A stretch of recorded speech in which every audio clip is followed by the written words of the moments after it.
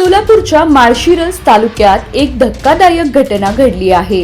प्रेम संबंधात अडथळा ठरत असलेल्या पतीचा प्रियकराच्या मदतीने खून केल्याची घटना उघडकीस आली आहे।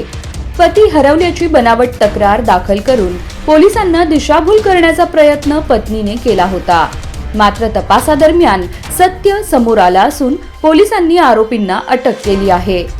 27 जानेवारी रोजी सुळेवाडी तालुका माळशिरस ग्रामपंचायत पाणी पुरवठा विहिरीमध्ये संशयास्पद वस्तू आढळल्याची माहिती पोलिसांना मिळाली।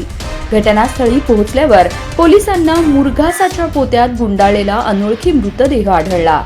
दगड बांधून विहिरीत टाकल्याने हा खून असल्याचा संशय होता।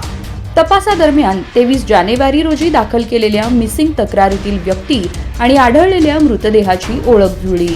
मृत व्यक्तीचे नाव दत्ता निर्मळ, वय 42, राहणार निर्मळ, जिल्हा बीड असे असल्याचे निष्पन्न झालं। यानंतर पोलिसांनी पत्नीला चौकशीसाठी बोलावले असता तिने खून केल्याची कबुली दिली। प्रेम संबंधात पती अडथळा ठरत असल्याने त्याचा काटा काढण्याचा कट रचण्यात आला। आरोपींनी 23 जानेवारी रोजी पहाटे 5 वाजता पतीला ऊस तोडीसाठी बोलावलं।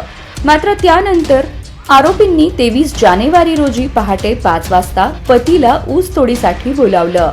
मात्र त्यानंतर तो परतलाच नाही। संशय येऊ नये म्हणून पत्नीनं मिसिंग तक्रार दाखल केली। मात्र पोलिसांच्या तपासानंतर खुनाचा गुंता उलगडला। या प्रकरणात पोलिसांनी पत्नी विजयमाला निर्मळ, प्रियकर तुळजीराम उर्फ बबन शिंदे आणि रोहन लोंढे या तिघांना अटक केली आहे।